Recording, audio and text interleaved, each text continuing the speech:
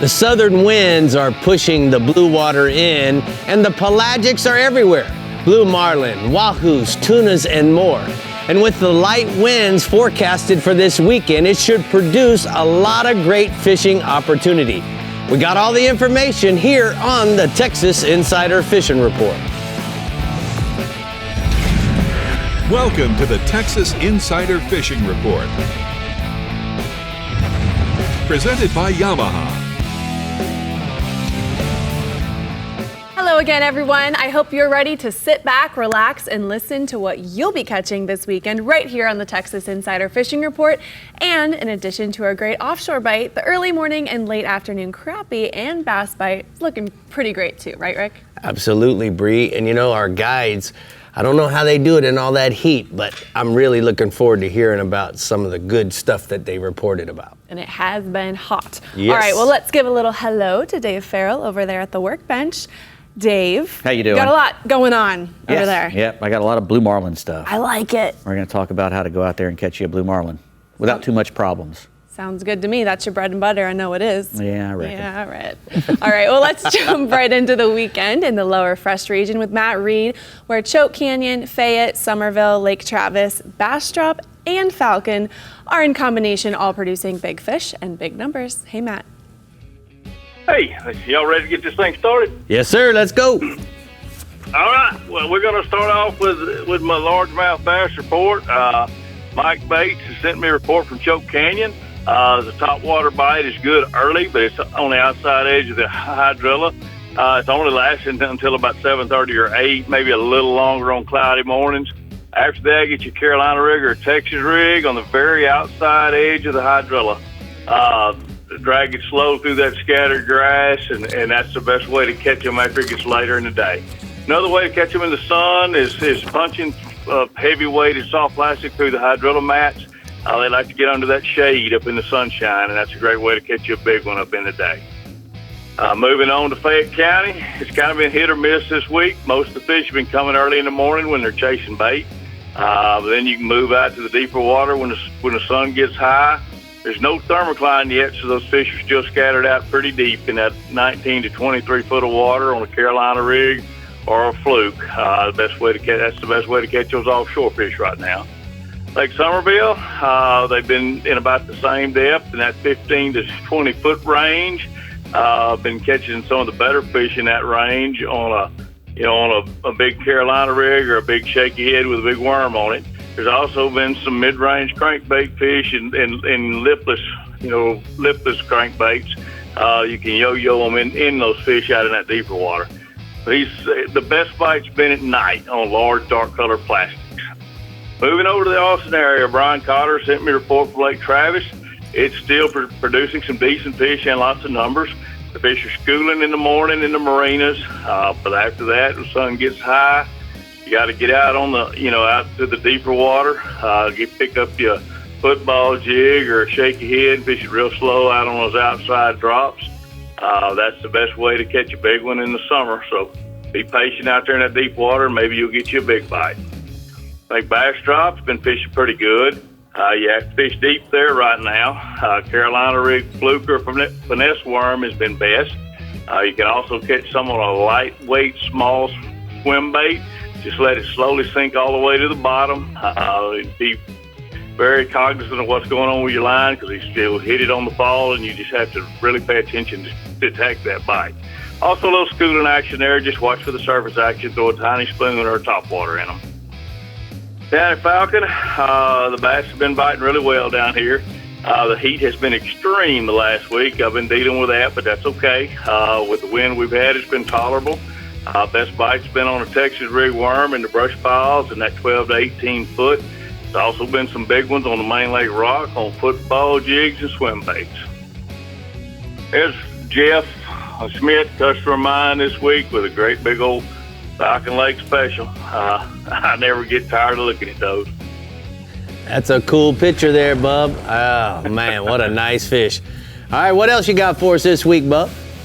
I got some catfish. Ram Reyes sent me a report from down here at Falcon. The water temperatures are in the mid-80s up to around 90. But the catfish are still biting in the shallow timber on stink bait, shrimp, and shad. Catching most of the bigger cats on the hard bottom late at night on cut bait. Those bigger catfish are in that 10 to 15 foot range on the flats real close to deep water. At Choke Canyon, Mike Bates sent me a catfish report from there. They've been catching them 2 different ways. Catch them on a cork with about 2 or 3 foot of line, under the cork on the outside edge of hydrilla, using cheese bait or chicken liver out there to catch those under the corks. The other way he's catching them is tied up to the trees in a river channel and fishing on the bottom at about 18 foot.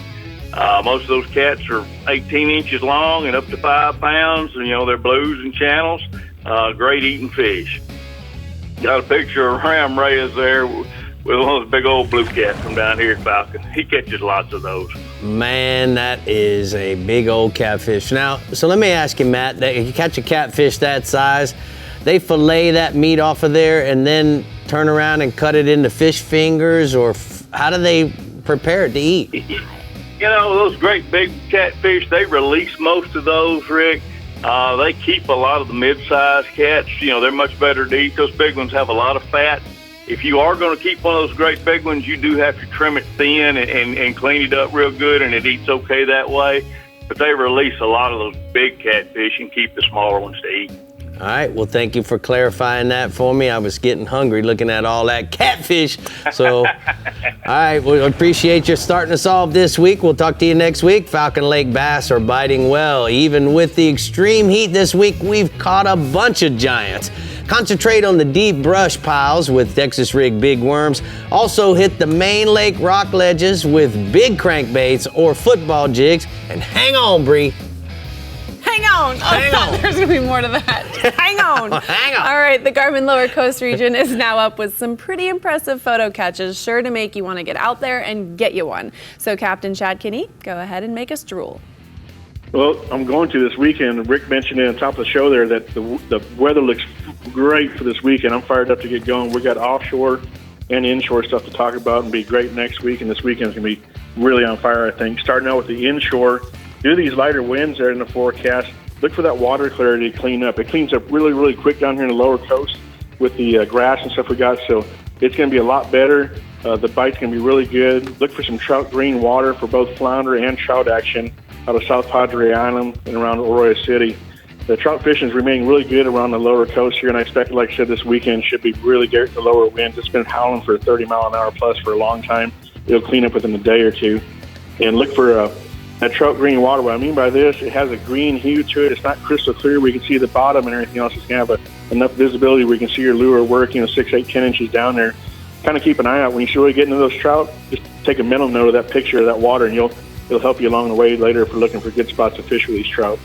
When you're fishing on these, also look for the grass beds with this clear water. It's going to be really easy to see those sand pockets in the grass beds. And the tide's really dropped down, so this stuff right now, those trout have moved into about 3 to 4 foot of water.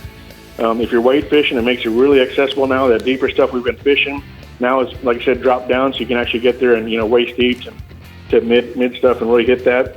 And if you're drift fishing, it makes it really easy to see the sand pockets. And what you can do is you can drift along, look for the pockets in the grass beds, power pull down. I've got 2 poles in my shallow sport, which really helps me keep that boat completely stable on a platform. I can have 3-4 people fishing off the front, heading straight downwind, power pull down, hit those pockets, and then keep on going as you move down through there. We've been throwing some saltwater sass and sea shad along the edge of those grass lines, bringing it right through the pothole, and that's when you can get that thump on that trout. If you're fishing live bait, free line and croaker into the sand pocket, and just kind of work it right through there. If you get caught up in the grass, you slowly move into that sand pocket, and that's where you're going to probably get your bite right through there. And if you're on a really good bite, stay right there, and if not, you kind of fish a few pockets and slows down, and kind of go ahead and drift farther down, pull your power poles up, drift 100 yards down, hit another pocket, and move on from there. Got a nice solid trout here, Michelle Kinney. She's got her Albi reel she bought 2 weeks ago, and she won't let it go. She got a nice 25-inch trout there. All right, good job there, Chad. Fishing, yeah, flounder fishing is picking up, and it's not like Fast and Furious, but they're there, so you got to be really patient if you guys want to get some flounder. Work a gut, preferably with some tidal movement going through there, and some of the bait moving through there too. You might see some shiners or mullet flipping and stuff like that. Because when you're along the edge of these guts, you'll actually see some flounder if you're weight fishing or power pull down. Those guts, they'll come up and actually jump out and chase those baits. Once you see that, you know they're there. Use a smaller soft plastic, anything kind of with a curly tail, and add a little strip of fish bites on there. for the scent there, use a 1/4 ounce Eagle Claw jig head and slowly bounce off the bottom. Don't make 2, 3, 4 casts. You might have to do this repeatedly for a long time to be successful to whack a couple of them. And once you feel a thump, give that rod tip a good little bend to it and set the hook. Just give them a little time to eat it. And remember, patience is the key when you're targeting these things. And you got to work that small area for a long, period of time, but it will pay off. And got a picture of a nice flounder right here, caught out of South Padre Island down the south end. All right, let's go offshore, bub. Yeah. It's really picking up out of Port A, Mansfield, South Padre, around the jetties for kingfish, heading out deeper. Lower coast here also, lots of deeper wrecks, or any floating debris and some water there. The kings have been heading around the jetties, which makes it great with this great conditions coming up. Lower coast, you can get out there with a smaller boat. You can fish off the jetties itself. Hit those mirror lure divers. If you're trolling about 4 to 6 knots.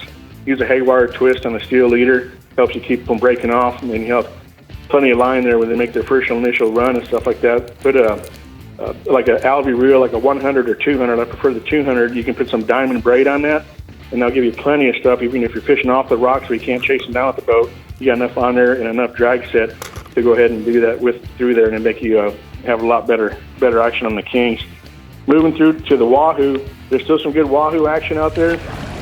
Not tons of them, but pretty much if you're going out, you're going to probably get a shot at one or get one. They're out in 200 feet of water and deeper, on structure and weed lines. There's been some scattered grass out there, but I'm expecting that to gather up this weekend with some currents moving in with the calmer winds. It won't be so scattered, which the bait fish will get on those, and then the wahoo, dorado, and other stuff will be following through there with them. So when you hit out there too, also hit that mirror lure deeper diver, like a 25-pound rig with wire leader. Also use a haywire twist on that. And you can put an islander out there also rigged with ballyhoo, also with a wire if you're targeting the wahoo. And then also keep your eye on their lines when you're trolling this stuff, guys. A lot of times you can see that wahoo jump straight up, right? He'll miss the lure or hit the tag end of that bait, and you'll never see your rod even go off. So keep an eye out. If he does, just dump your bail, free-spool it, see if he's still there. If you're using the ballyhoo, if you get some short strikes like that, get a double hook set, get a little farther back in the bait, and you get a lot better chance of picking up stuff like that. When it's when he short strikes like that. Setting drags, I like setting drags on my reels about 10 to 15 pounds, and you can go up to a little bit heavier than that when you get them hooked up. The reason is these fish hit so fast, so quick. Sometimes you don't get them hooked in the jaw, if they're hooked in the side right there. You have a better Tell me about the picture, Chad. Don't pull the hook from them. Tell me about the picture. Yeah, we got a good picture of wahoo here. Good 30, 40 pounder caught out of South Padre there. All right, man. Thank you so much. It's time for the shallow sport boats, hot spots from the lower coast region. Inshore, fishing for trout and flounder is good out of South Padre Island on the Long Bar and South Bay fishing sand pockets and guts. And then offshore, fishing has been great. Try the jetties off of the lower coast for kingfish and wahoo action around the structures in 200 to 400 feet of water, Brie. All right, we're fishing the upper fresh region next here on the Texas Insider Fishing Report. But first, what you've all been waiting for, Dave Farrell at the workbench singing his Rigs and Techniques song. Dave, we singing about some marlin today? I'd probably be a little off tune if I had to sing, that's for sure. Not today, you're not. Well, we're going to be talking about you don't need a giant rod and reel to catch a blue marlin. It's one of the things we're going to be talking about. Little 30 will do you just fine. All right. A lot more where that came from. We'll be right back.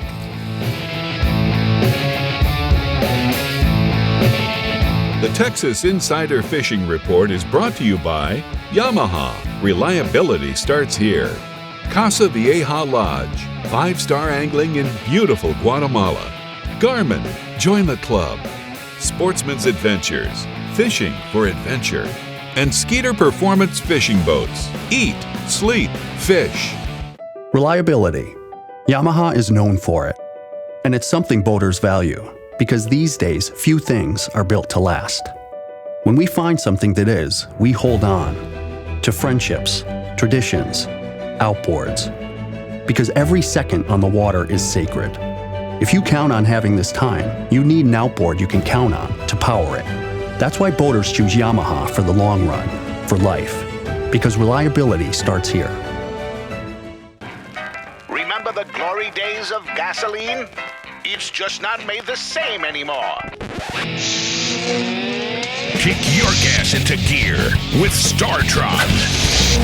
Pump up the performance in all of your engines. Cure the problems of ethanol with the power of enzymes. And maximize your mileage every time you drive. Kickstart your engines with StarTron. For the Bay and beyond, team up with the best and rule the bay in a Skeeter. Proven with 19 consecutive NMMA Consumer Satisfaction Awards. And right now, through June 20th, you can save with summer sizzling rebates of up to $2,500. Versatility, control, performance, and design. Visit your local Skeeter dealer or online at SkeeterBoats.com. Skeeter, it's more than a boat, it's a lifestyle. Have you ever felt your heart pounding while feeling the power of a tarpon in the Florida Keys? Or experienced the changing colors of a mahi as you bring it on board? Whether it's in the Bahamas, the Florida Keys, Guatemala, or the Florida Everglades, Murphy's Law Sports Fishing has the ability to guide you to the fish of a lifetime. To book your trip today, call 305-246-0673 or go to murphyslawsportfishing.com.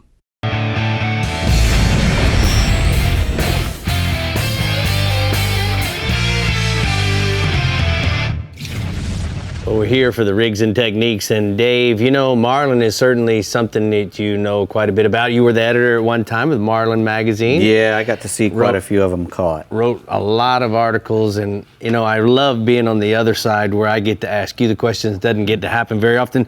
Dave, what, you know, do you need a 130 and an 80 to catch a fish? No, you know, in Texas, unfortunately, you have to go a good ways to go out there and catch those blue marlins. And when you do get a bite, you really want to catch them. But it's not necessary to have a 50 or even a 80 or a 130 or even a 50 to catch a blue marlin. A lot of blue marlins are caught all around the world on 30 wides and 25s, you know, even in Costa Rica and other places. And if the fish are between 300 and 100 pounds, you know, 300 pounds or less, a 30 is a great tool to catch them with, you know, because you're not fighting a big bunch of line. And usually what a 50 wide or even a 80 or a 130 were for is because they held a whole lot of line, a big line. And if you don't let the fish get away from you, you don't need all that line. And pretty much what you want to do when you get a blue marlin on is keep him close to the boat. And if you have, and especially if you have a 30, but nowadays with the amount of line that you can put on a 30, so it's a crazy, you know, if you let a fish get over 400 yards away from the boat. So let's dissect that a little bit. So on this 30, we're top shotting it. You like 30 on a 30 and 50 on a 50. Yeah. Because some fellas, you know, they'll have a 30, but they'll put 50 on it because they don't want to have the weight. And then they're putting backing like a diamond 80-pound or 65-pound braid. And it won't break. It pretty much won't break. And you can put it almost a full strike, and it's hard to break that stuff. So if you definitely want to catch them, you can certainly do that and make it so that the fish hardly doesn't have a chance to get away. But you know, if you're going to use 30, it's fine to use 30 because a 30-pound test line, because you're never really going to use that amount of drag that'll break that line anyway. 30-pound test, you're probably going to use your strike drag. If you're pulling lures, it's going to be somewhere around 6 or 7 pounds. You know, or even 5 pounds. You know, I like to go kind of light on it. You know, because I like to let the fish grab it and go away a little bit while he's pulling drag. All right, so you brought it up, lures. Lures or bait, which way? Well, in Texas, again, because you have to go a long way and there's a lot of territory to cover, I would start anywhere in the Gulf Stream, actually. You're heading for those rigs primarily. We're going to want to golf. We're going to want to go to one of those rigs out there. And so, you know, I'd try to pull lures first at 8 knots or so to cover that ground. Let's say you're pulling pulling your lures at 8 knots and you get a bite. You didn't catch the fish. All right, let's slow down now because we're in a place where we saw a blue marlin. We can slow down and put our dead baits out, our ballyhoo rigs and our blue and white islanders with a ballyhoo in it, which has probably caught more blue marlin than anything, because everybody pulls one of those. Yeah. You know, that's the way it works. But if you have a ballyhoo in that and you can go slower, you're down to 5 knots because you're wanting to work this area. Not only that, the hookup ratio on a dead bait combo or a dead bait is way higher than it is on a lure.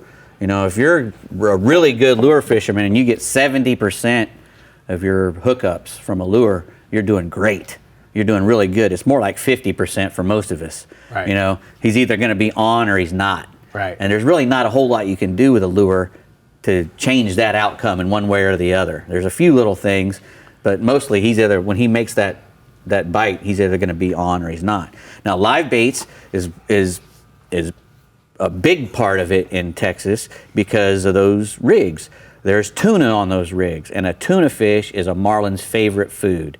A skipjack tuna is probably his favorite of all, then a yellowfin tuna, and then a blackfin tuna, and then bonitas and whatnot. And other pelagics. But if you can get those tunas, and if you can find that big school of tuna, and you can mark a marlin on that as well, underneath those tuna or circling those tunas, then that's when you catch a tuna out of the school, put a big circle hook on his nose and bridle him up and throw him back into the school. All right, 30 seconds or so left. What size hook are we going to use for live bait with the what size leader? Well, 200-pound test is probably going to be fine for most of the 99% of the blue marlins you're going to run across. So I would use 150 to 200-pound test mono. If I'm using a 10-pound tuna, you're probably going to be using a 10-aught circle hook, or even a 12-aught circle hook. And I like to keep it about 4 inches out in front of the bait. Out in front. Because when that blue marlin eats that tuna fish, he's going to swallow it whole. And when we come tight, we want to drag that tuna fish up out of his belly as slow as possible so that the hook reaches the corner before he opens his mouth wide as he can to let that whole tuna come out. Right. Because when he starts, throwing his head around and that tuna goes away, sometimes it can take the hook with it. So we want that hook to find that jawbone before he regurgitates that whole bait. All right. Dave passed the test with flying colors. Look at all those questions. Bam! Answered them. All right, the Upper Fresh region has the blues, but the good kind of blues. So Johnny, go on and tell us what we're fishing on Lake Cooper and Fork this weekend. All right, Brie, I sure will do that. Hey, we're talking about just old catfish up there at Cooper Lake. This water supply reservoir, it was built back in 1991, and it's got over 19,300 acres, so it's a pretty good sized lake. Cooper's located about 37 miles north of Lake Fork, and they renamed it, and you might see it on a map called Jim Chapman Reservoir. Renamed it back in 1998. Little history on that one. In early years, old Cooper produced some outstanding trophy bass fishing, and the lake record's up to 15 pounds, so it's had some big ones in it, but not as big on bass as it is other species now. One time it was the best place to go to catch big bass besides being on Lake Fork. So there's several good Texas State Park there on that reservoir. It's got some good reps on both sides of the lake, some amenities there, so it's a good place to go camp out with the kids and enjoy the fishing. Guide Chris Kenworthy, he operates the Cooper Lake Trophy Catfish and Guide Service. Although he specializes in trophy blue catfishing in the winter, he also guides for other species such as the white bass or sand bass, as we call them, the hybrids, and crappie and channel catfish. So Chris reports that both the channel cats and the sand bass are biting great at this time. He's mainly using cut shad to catch the channel cats, and he drifts over the productive areas for the bite. So a steady wind's best for that technique, but not too much wind, and we've had way too much the last couple of days around here. Calm days slow up the bite, but once the wind starts up, the bite's back on. So lately, Chris and his customers doing some combo trips, catching both channels and sand bass, trying to get limits of both. The sand bass on Cooper are big, and there are also some larger hybrids mixed in. So look for the humps and channels, bends down by the dam area to find the fish. Sand bass are schooled up, and they can be found on your electronics. Got some bird activity. Try to use a small swim bait and a lead head about 3/4 ounce and maybe a silver slab. They're working best for the sand bass. You can find Cooper Lake Trophy Catfish Guide Service on Chris's Facebook page to hook up with him if you want to book a trip. Shared a picture with a pretty good sized channel cat he caught this past week. And before I left, I said, let's take a look at what he really catches in the winter. He shared this picture here. I thought the viewers would like to look at 2 giant blue cats Chris caught this winter. So that's what's up the road from Lake Fork at Cooper Lake. Nice. All right, let's talk about some bass at Fork. What do you got? Okay, Rick. The summertime heat settled in for the next few weeks. Fishing be as good as the bass get into their summertime patterns. The drop shot presentations continue to be the best way to catch them on Lake Fork. But the big shaky head worms and Carolina rigs are catching some of the quality bass right now. Next weekend, we got that annual Bass Champs Mega Bass Tournament sponsored by the Skeeter Boats. A winner of that event will walk away with $15,000 in cash each hour, and also a brand new 2020 Skeeter ZX200 for the largest fish overall. Regardless of the number of entries, a total of $20,000 will be given away every hour of this event. $15,000 given for first prize, started at 8 o'clock the first hour all the way to 2 p.m. So this year's event was originally scheduled back in March, but of course due to the virus had to be rescheduled. The unique event this year is going to be implementing a special COVID-19 social distance procedures, and you can register online. You don't even have to stand in line to register for the tournament, so just go online, register that way.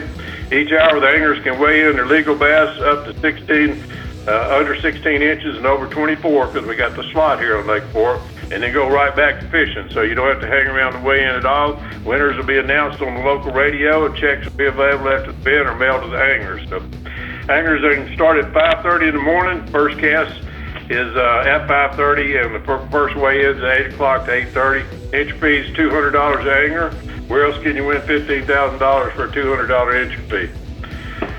Well, at least you know you're around bass on Lake Fork when you got the. I had a picture too. I wanted to share with you. Rick Simmons. He was the winner last year, 11.93, won the event, and we're expecting some big ones that big this year on Fork. So this week I've been spending most of the time catching fish, doing the crappie fishing. They're biting the best. The bass have been pretty unpredictable for me, very hard to pattern. And one day they bite fairly good, the next day it can be a grind. Today we were out there and only had one bass in the boat by 11 o'clock this morning, and then all of a sudden 3 of my customers had bites exactly the same time. We boated 3 bass, a 5, a 7, and an 8-pound fish all at one time. So we went back fishing the brush piles after lunch, caught 3 more. You have to cover a lot of good areas to keep checking them till the bass show up. So you have to be there when it happens. I love that Garmin live scope rig, but it can be very frustrating to watch all those big bass swim up to your bait, turn away without biting. That's just part of it. All right, At least we know we're around fishing around the big fish, and sometimes you just got to wait till they're ready to eat. All right, thanks, Johnny. Good to talk to you. Appreciate all the good info this week. We're going to go and take a look at the hot spots from the Upper Fresh region.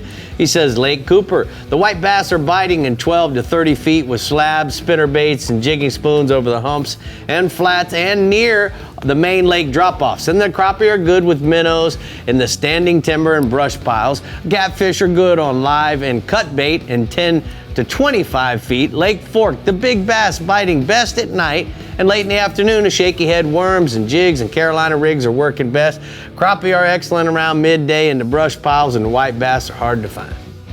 Wow. Wow, that was good. That was like a novel, but you did it. Proud of you. All right, stay with us, Texans. We're bringing you all of the weekend action in the Startron Middle Fresh and Fish Bites Upper Coast region next here on the Texas Insider Fishing Report. And remember, if you want to keep up with everything fishing in Texas, head over to our website, like us on Facebook, follow us on Twitter and Instagram, and don't forget to subscribe to our YouTube channel, Captain Rick Murphy, where we upload new content every week.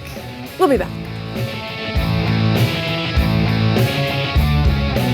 The Texas Insider Fishing Report is brought to you by Contender Boats, always in the game. Bass Assassin and Saltwater Assassin, the best lures, period. Alvy Reels, a better way to fish. Murphy's Law Sport Fishing. Book your trip today at murphyslawsportfishing.com.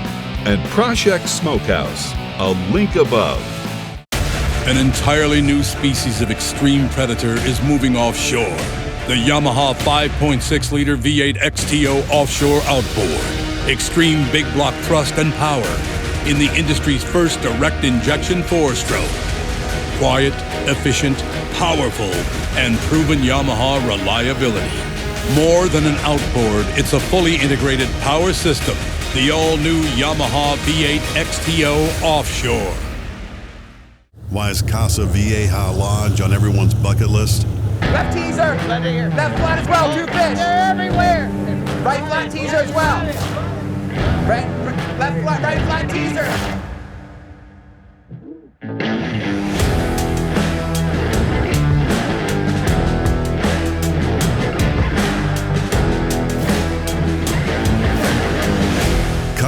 Casa Vieja Lodge and check it off your list.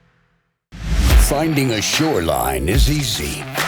Finding a sure thing is not. For over 20 years, anglers from Kitty Hawk to California and every shore in between have come to know one thing: that nothing says no to fish bites. So just stop with the fishing and get busy with the catching.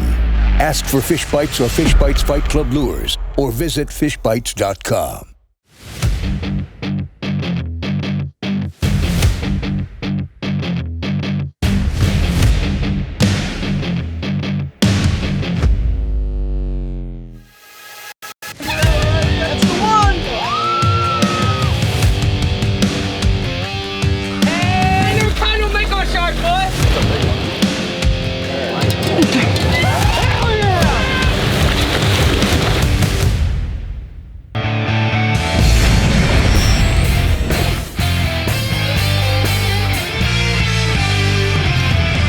Today's Power Pole tip, we're talking about the Power Pole Micro. After being introduced a few years ago, the Power Pole Micro has taken off and has become popular on small skiffs like my Maverick Micro here and boats up to 1,500 pounds, also canoes, john boats, kayaks, and now more popular than ever on paddleboards. The cool thing about the Micro is that it's easily installed with 4 or 5 screws to the back deck of your boat or front of your boat. It can also be installed on the side of a john boat or a canoe with a clamp-on accessory, and it comes with a 15-foot power cord which runs to the boat 12-volt battery, or like I have on this one, has a lithium-ion rechargeable battery that's good for 100 cycles up and down.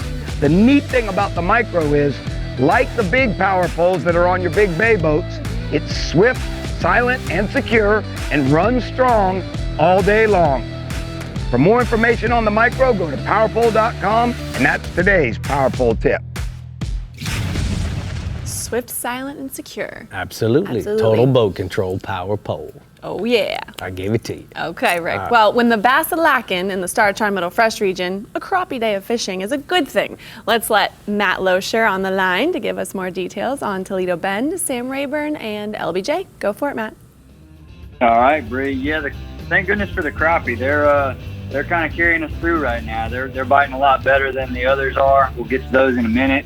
But we're going to start out talking about the crappie on Toledo Bend. The high water has moved them around a little bit. You know, we've had a lot of rain last week, and we're still kind of high from that, but it is starting to come down. And so the timber and about 15 to 30 foot of water is still the deal. But some spots have stopped holding fish, and then others have gotten better. So you might just have to move around a little to look for them. They may not be where you've been seeing them. The shady side of the bridge pilings is another good place to look. On these calm, sunny days, shade is a really big deal. So even on that timber, when you get your boat positioned, the fish will sometimes move into the shade. So think about that while you're fishing for them. Jigs in a monkey milk color on a 32nd ounce head is still my preference. But the Old Faithful minnow always gets the job done too. So I would bring both when you're going out there. I've got a photo here for you of some nice slabs I got to catch with my mother and father-in-law and good friend Doug and my little brother Keegan there. We had a good time. As you can see, we caught a lot of big ones that day. So they're still cooperating with us pretty good. You just got to change it up a little bit and kind of keep tabs on them as they move around. Looking good there, Dad. All right, tell us about some bass fishing. All right, so the bass, they've really gone into a funk here on Toledo Bend. They've become a lot harder to catch lately. The water rising, as I mentioned before, that hasn't helped much. It's scattered them out a little bit. The one thing the rising water will do, though, is moving some of those fish back up into the shallow, grassy areas. And, you know, you might want to check there early in the morning for a frog bite. We got in on a little bit of that this week before you go out to the offshore stuff. Now, shade's also a big deal for the bass, so consider how they might position in the shade when you're making your cast. And then that offshore bite, definitely better in the morning and the evening. During the middle of the day, you're just going to want to slow down a lot and really beg them to bite. Now, over at Sam Rayburn, still singing the same old song. They can't get enough of that pretty grass that's growing all over the flats there. So the frog in the morning routine is definitely a good deal there as well.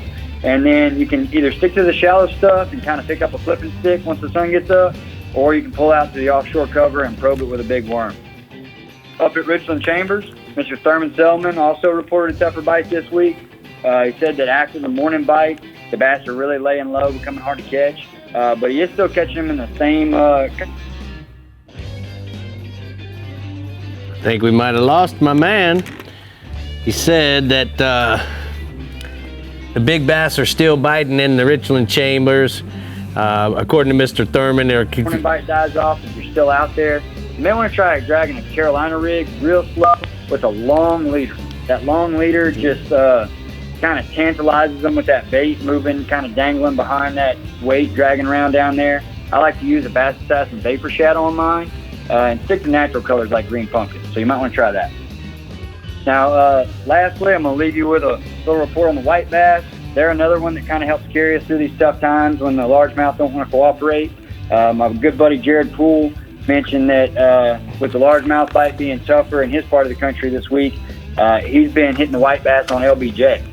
He said that bite's been real good, and he's catching them a lot on around dock lights after dark. So you might want to get out there late and go hit some of those docks with the lights on them. And there's some of that going on at Toledo Bend as well.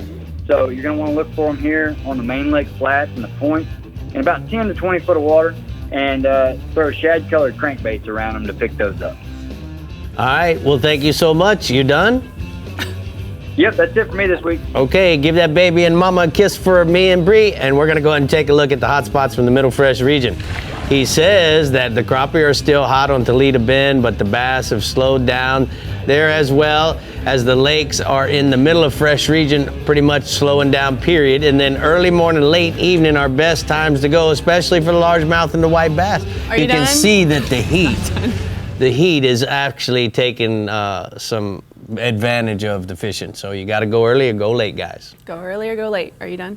Mm-hmm. Okay. The summer bite is on in the Fish by Upper Coast region, and hopefully it stays that way for when we fish the Mermaid Tournament next weekend. Go ahead and pump us up, Carl. Well, guys, things are really heating up here in the Upper Coast. Our water temperature is rising, and the wind is finally calming down a little bit. The rain has held off in the past week a little bit, allowing anglers to spend a little more time on the water.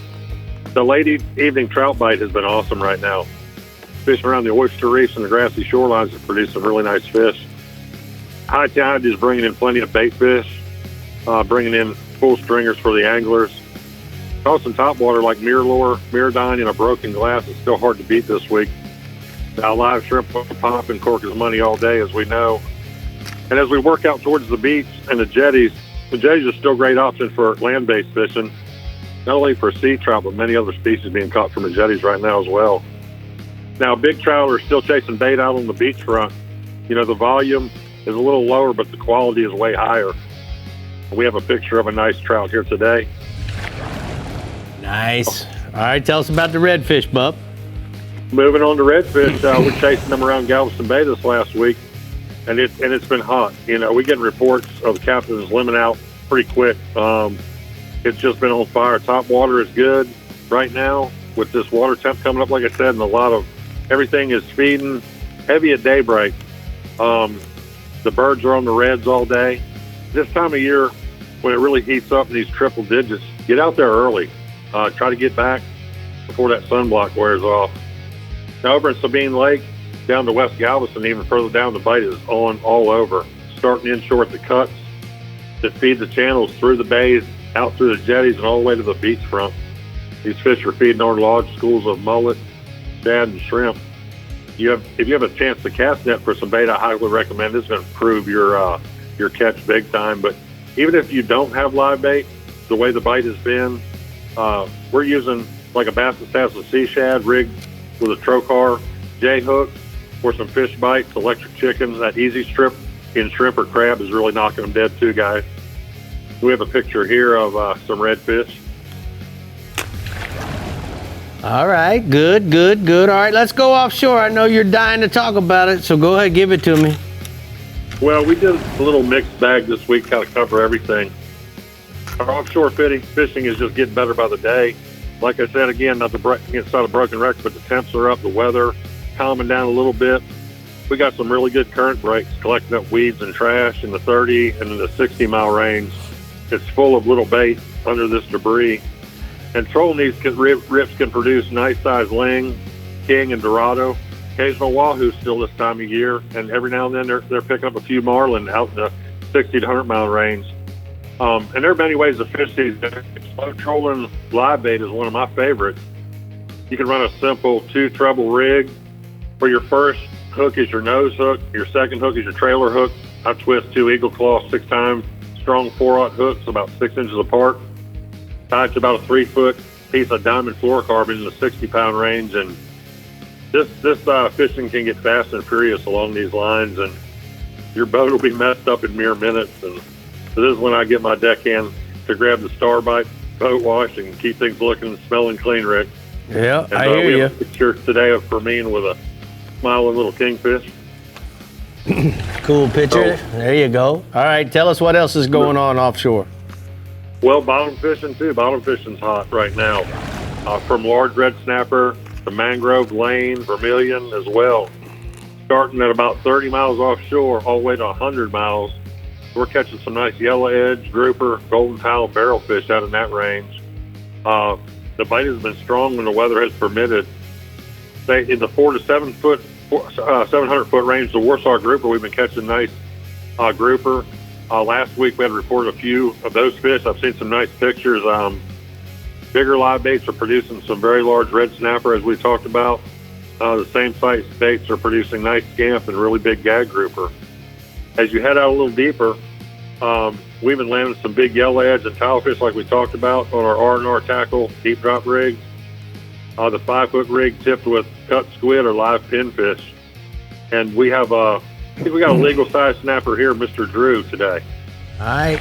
Well, thank you for all the pictures, Bub. We appreciate it. We're going to go ahead and take a look at the mirror lure hotspots from the Upper Coast region. He says inshore redfish. Casting the redfish along the jetties and on the beachfront with live finger mullet or large bass, sass, and sea shads. And then offshore, mixed bag. Slow troll, small live baits along the current breaks and 30 to 60 mile range for Lane King and Dorados, Brie. Lane King and Dorado. Lane King and Dorado. Oh yeah, sounds That like could be a song. Oh, What? Jinx. We're checking in with our Alvy Reels Middle Coast region and we come back. But first, we're checking out what Dave Farrell has brought us for new products over at the workbench. Look at that pretty little thing. Oh boy. Got it. Whoop, look at that. Oh. Very nice. Hidden. It's a surprise inside. Hidden talent. We'll be School back. tech. Oh boy.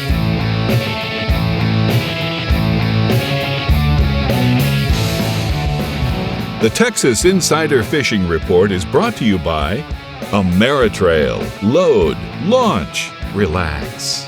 Turn on the bite anytime. Tie on a mirror lure. Diamond Fishing Products. Our reputation is on the line.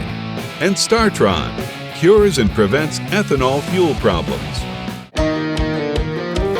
At the pinnacle of super high output, 4-stroke outboard performance, you'll find Yamaha VMAX SHO. Yamaha's game-changing SHO technology. From exhilarating V6 models to the sleek inline 4s, there's a VMAX SHO for everything from bass to bonefish. It's an extended family of 4-strokes engineered for lightweight, inspiring performance, and rock-solid reliability. Discover VMAX SHO and elevate your expectations.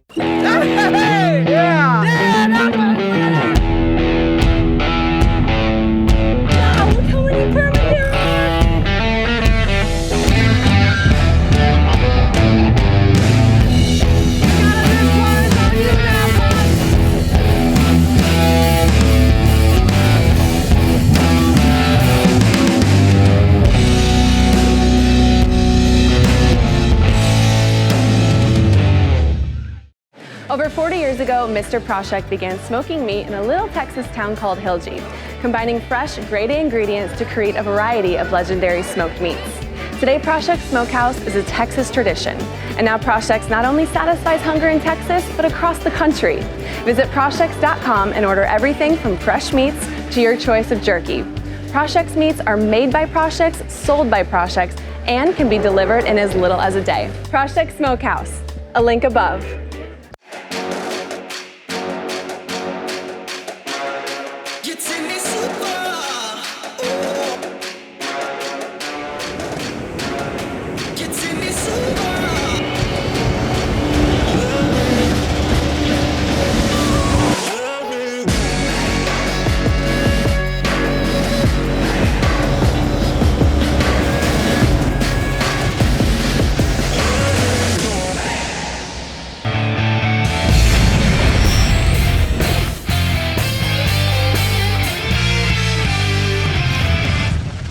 Well, Dave, new products is what Yes, we sir. talk about over here at the workbench, and man, we got some cool ones tonight. Yep, and you're standing next to the coolest one, I think. It's pretty neat. It's the Grand Slam 800 VHF antenna mount, and what it does is, if you have an VHF antenna on your boat, especially on your center console, you know that you got to climb up there every day. You climb up on the gunnel is not cool, to man. put it up and down, and when going up under a bridge and everything. So this little doodad keeps your feet on the deck and off the gunnel, so you can stand there on the floor and crank it up and down when you want to. It's got a nice aluminum base there with a stainless steel crank and handle, so it's not going to break. It can go through a 2-inch hard top. If your hard top is 2 inches deep, it'll still go through there. It's deep enough for that. And it comes with a nice backing plate, 4-inch backing plate on there too.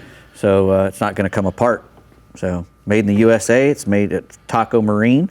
And TacoMarine.com. TacoMarine.com. I got them on the 35, Dave. I love it because when we come in island in the channel, we bring in the outriggers and we bring down the antennas, and we don't have to even stand up on the gunnel. And that was always a big pain in the butt for me because I'm not a big tall guy either. Yeah. All right, TH Marine. We have You just called me short, guys. No, I did not. Two-way boat alarm.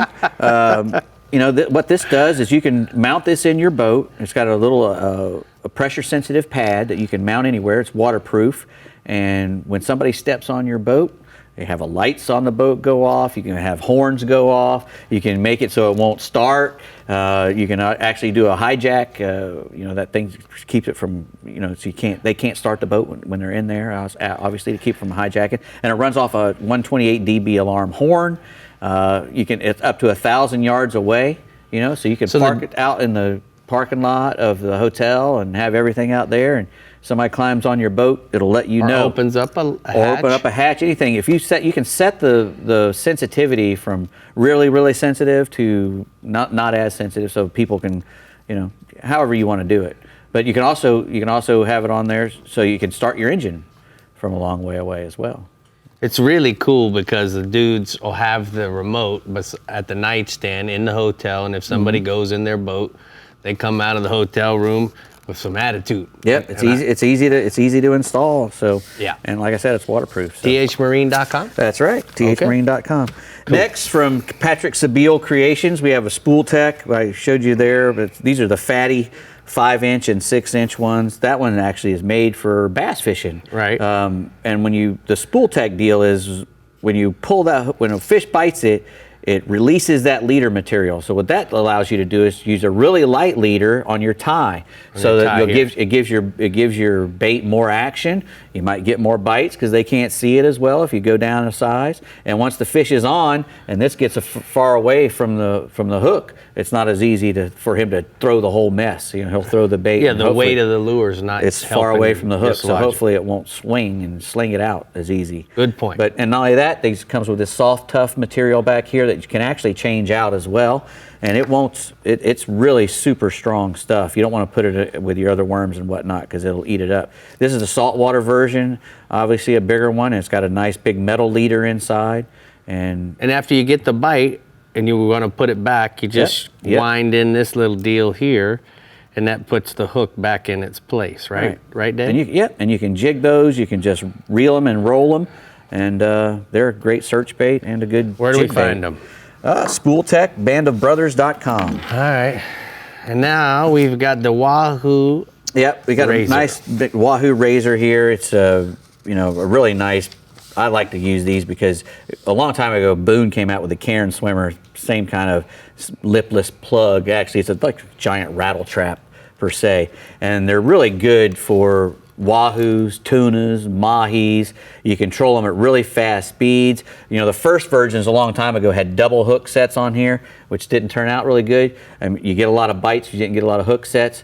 With a single hooks, believe it or not, you get a lot better hookup percentage, and also once they're on, they stay on a lot better because you have a nice swivel on all these stainless steel swivels, stainless steel hooks, so they'll last a long time. So the Wahoo especially can't use it as leverage. Once he gets that thing, and it'll just spin on him, and he can't use it. He can't use those jaws as leverage to get off those double hooks or the triple.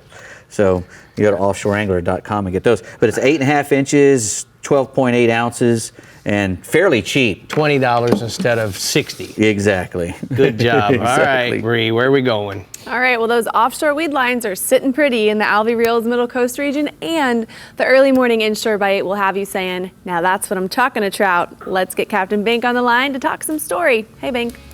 Hey, that's what I'm talking to trout. It's like hot. that? Yeah. It'll feel like temperature in the upper 100s. It's been an early fishing deal here. We're getting off early, getting on early, getting off early to beat the heat. Middle Coast anglers have been banging full boxes of trout last week while wading and drifting. But it's also been pretty bumpy on the beach. A lot of 7 to 8 pound trout have been released in East Matagorda Bay. It's the same old dance. Get in there, get on them, drift those middle reefs in about 5 foot of water, and just work that bait and hold on tight. Port O'Connor's been just as hot. Deep reefs in San Miguel Cuneo Bay, much like East Matagorda Bay, are holding trout along the edges. There's hundreds of reefs in the middle of the bay, and many of those captains are hopping from reef to reef.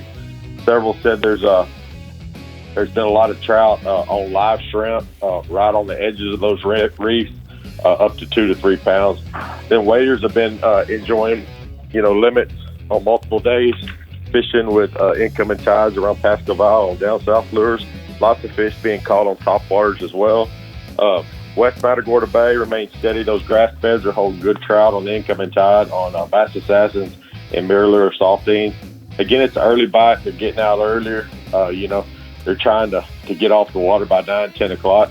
Light winds are forecasted for the rest of the week. We've really been dealing with some tough southwest winds that knocked tides down almost 3 foot. Freeport action's been good around the rocks on live shrimp under cork. The edges of the reefs around Bastrop Bay have been good on live shrimp. Those reefs that are adjacent to the channel on the drop-off, since we got such low tides, have been really good. And then in Rockport, the Bass Assassins rigged on Texas Custom rigs, been go-to baits over Shell and Aransas Bay. Places like Mud Island, Allen's Bight have been good on the drop-offs.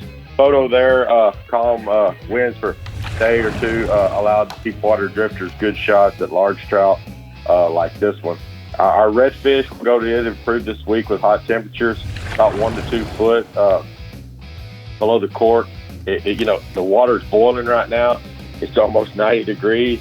Lots of those flat-sized reds have been on the edges of the channel and in the middle of East Matagorda Bay. When our tides fall like they have, it pushes all those fish off the shoreline.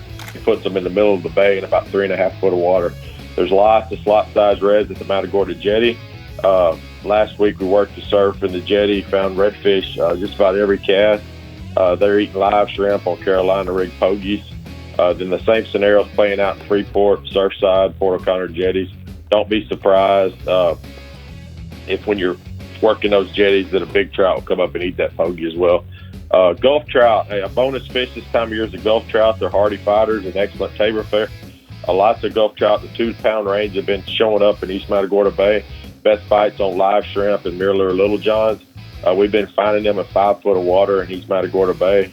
When you find lots of sandies and these Gulf trout in East Bay, there's normally lots of big old trout right behind them because they're eating those 10 to 14 inch sand trout. I've watched them come to the boat, a trout of your lifetime, try to eat it. You had a 14 inch sandy on. I've seen it multiple times. There's a photo there of a good trout caught on an Alvey reel we've been using a lot of. The funny thing about that, when we were taking that picture, his friend made a cast and put a treble hook in his back, so I had to extract it right after that photo. We'll go offshore. Dorado guide Michael Quebec said weed lines have been producing lots of bull Dorado on trolling ballyhoo and deep diving baits, lots of chicken dolphin as well, lots of triple tail under anything that's floating. We're keeping a light rod with a shrimp or a shad imitation and feeding it to them.